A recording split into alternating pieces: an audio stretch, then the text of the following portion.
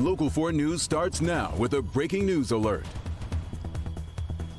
On alert, all eyes on the U.S.-Canadian border crossings right now, like the Ambassador Bridge here in downtown Detroit, where security is being beefed up.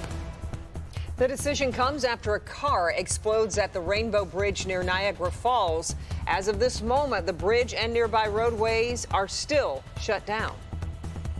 And he was flying over 100 miles an hour. It was just incredible. The fire was so high up in the air. So the question tonight, terrible tragedy or intentional crash? Thank you for being with us. The FBI is on scene with local, state, and federal investigators trying to answer that very question. Meanwhile, our Jacqueline Francis live at one of our main border crossings here in Detroit with what's being done to ensure everyone is safe. Jacqueline. We've been keeping a close eye on things here at the Ambassador Bridge, where things are moving smoothly. There appears to be no impact on travel between Detroit and Windsor at this time, although we do know officials are on high alert with security heightened at all U.S.-Canadian borders, including this one. All of this comes after that car explosion happened earlier today. It happened at the Rainbow Bridge. It connects New York and Canada near Niagara Falls. 2 people are dead and 4 border crossings in the area are closed because of it. Again, here in Michigan, all border crossings remain open. We are still waiting for more information on the cause of the explosion. We are told the car was speeding.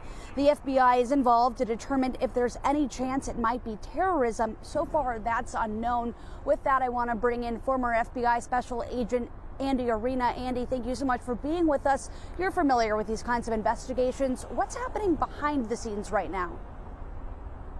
So right now, I mean, obviously they're starting at ground zero, and that is the vehicle, right? That's badly burned, but what can they glean from that? Identifying the individuals in that vehicle. Was there anything not burned beyond recognition that they can actually use to identify who these guys are, what was in that vehicle, were there explosives, and are there other potential targets or individuals out there, if this is a terrorist attack, planning the same thing? The big question right now, was this an intentional act or a horrible accident? When can we expect some answers to that? Well, I think you're gonna hear something within the next few hours. I'm sure they're looking at that vehicle. They're going to determine fairly quickly were there explosives or remnants of explosive left in the vehicle. So I think we'll have an answer fairly quickly as to what caused the explosion. And from there, it's determining who these individuals are and what links do they have to others in the area. All right, Andy, thank you so much for being with us. With that, I'll send it back to you guys in studio.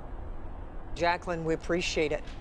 Now let's take a look at live pictures from Sky 4 over downtown Detroit. Weather cooperating ahead of a very big day tomorrow. Yeah, we start out with the turkey trot tomorrow, of course. A lot of people are going to be hitting the road, too, to get to their family members for dinner. So let's get over to Kim Adams with an update on the Thanksgiving forecast. Kim. Well, the Thanksgiving forecast looks great. We've got temperatures right now that are in the low 40s, 43 at Metro and City Airport, 41 in Howell, Pontiac, Mount Clemens, and in Ann Arbor. It's a quiet evening, and it will be a quiet morning tomorrow. A little chilly, but not too bad. 35 degrees at 6 a.m., 34 by 8 a.m. That'll be the low tomorrow morning. And then we warm up during the parade into the 40s. We still have a bit of a concern about the winds. They'll be a little bit gusty from time to time, up to about 20 miles per hour. But I did talk to Tony Michaels, and he said, listen, 20-mile-per-hour winds are fine. They're just going to bring those balloons down a little bit, but they should be in the parade tomorrow. And then the rest of the day shapes up pretty nicely as we get temperatures back into the mid to upper 40s. But there is a cool down for the weekend, but it's not the temperatures we're watching. It's the chance of snow on Sunday, and we do need to talk about that in a few minutes. All right, Kim. Over these next 24 hours, going to be 4 key things we're watching: travel, turkey, football, and a certain parade. And we've got them all covered for you tonight. Mara McDonald is live as all the floats are being put into place. We'll get to Mara in just a moment, but first we're going to start with Hank Winchester. He's live at Metro Airport. Hank, good news here. No big hang-ups there at the airport today. No, great news, Kimberly. In fact, take a live look behind me here. We're in the McNamara terminal here at DTW, and you can see it is not crowded at all. Let me have you take a live look at the main security checkpoint. You can see a few people in line, but again, this is not an issue. It's actually pretty surprising that things are this smooth. let's take a look over here at the board so you can get an idea of how things are going. There are there are no delays, no cancellations. I mean, this is about as perfect a scenario as you could predict here at Detroit Metro. Now, having said all of that, as you know, things can change just like that. That's why the TSA encouraging all of you to get here at least 2 hours before your departure. Make sure you take some time, whether you're flying out of this terminal or the Evans terminal, to check the flight status. You remember last year we dealt with all of those last-minute cancellations, some involving weather, some involving the airlines not having enough employees. So take the time, make sure everything is set before you make your way here. But if you are flying tonight, man, you are in luck. Things here at Detroit Metro look great. We're going to continue our coverage. We'll see you back here tonight at 6 o'clock. For now, we're live here. Hank Winchester, help me, Hank, Local 4. Great to hear. All right, Hank, from Metro, let's head east and move downtown. Work well underway for the main event. We're talking about America's Thanksgiving Parade. It's going to make its way down Woodward Avenue, and we can't wait. Mara McDonald is live tonight as a rollout of all these floats well underway. Mara.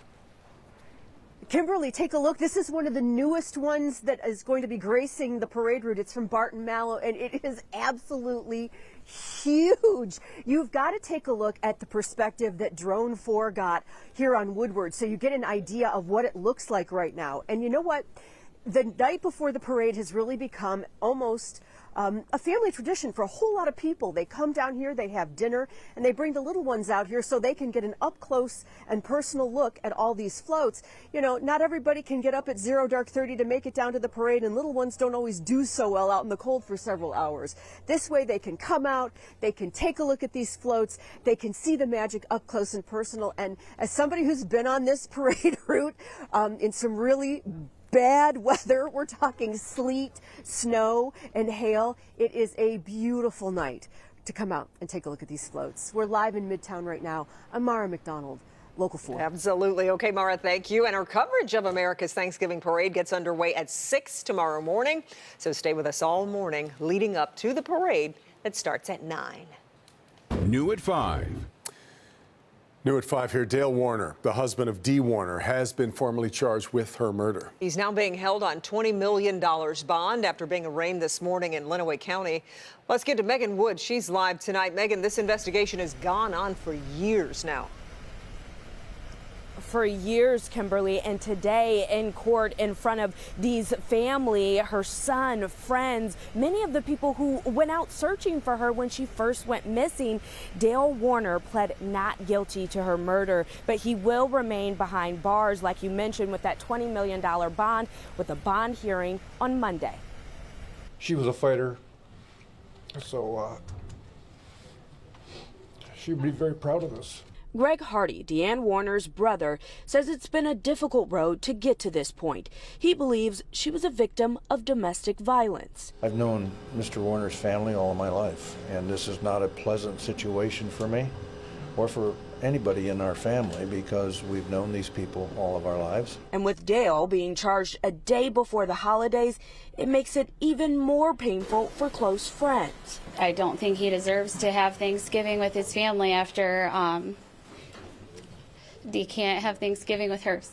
Michigan State Police took over Dee's case last spring and say these charges are a result of several pieces coming together. Speaking to witnesses, about 70 search warrants were put out there to gather enough evidence, and with that, working with the Lenawee County Prosecutor's Office. But they still have work to do. We still want to find the remains of Dee Warner. There is one person that could end all of this, and that's Mr. Warner. He could come forward and he could try to make things right.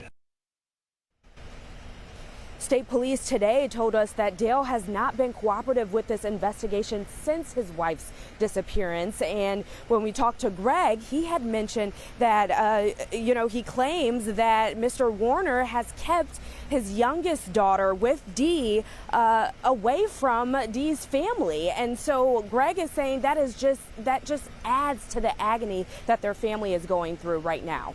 Back to you. Sure, you can understand that. Okay, Megan, thank you. A portion of I-275 is temporarily shut down after a semi crashed and spilled debris on the freeway. Happened around 1:50 p.m. southbound I-275 near Sibley. Sky 4 was over the scene, and here you see the Walmart semi left debris and tire marks all over the place. The freeway remains closed. Crews still working to clean up all of the debris.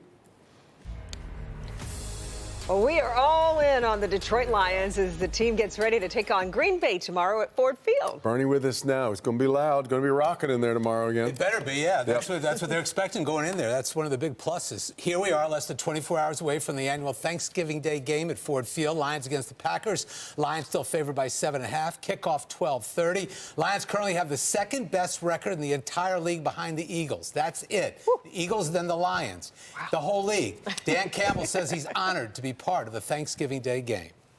This is a privilege, this is an honor to be able to coach in a game like this. It was a privilege to be able to play in it. I mean, I was fortunate enough to be with Dallas for 3 years and then here at Detroit. So that was most of my career. I kind of knew that was to be a part of it. So it's what I think about. I grew up watching it, right, as a kid. I mean, you always remember watching those games. That's for sure. The Thanksgiving Day game, big one. If the Lions win, they will be 9-2 and in total control of the North, which it appears they are right now. Later in sports, you'll hear from Jared Goff. They'd probably like to get the taste of that. I mean, even though they won on Sunday, get that taste out of it, not playing all that well out of their mouth. Right? I think at this point in the season, if you're healthy and you're winning, whatever it takes. It's only, I think it's the fans who go, oh, well, they didn't play as well as they could have. I kind of think they'll take the W and go. They'll move on. Yeah. A little bit hard. All right, Bernie.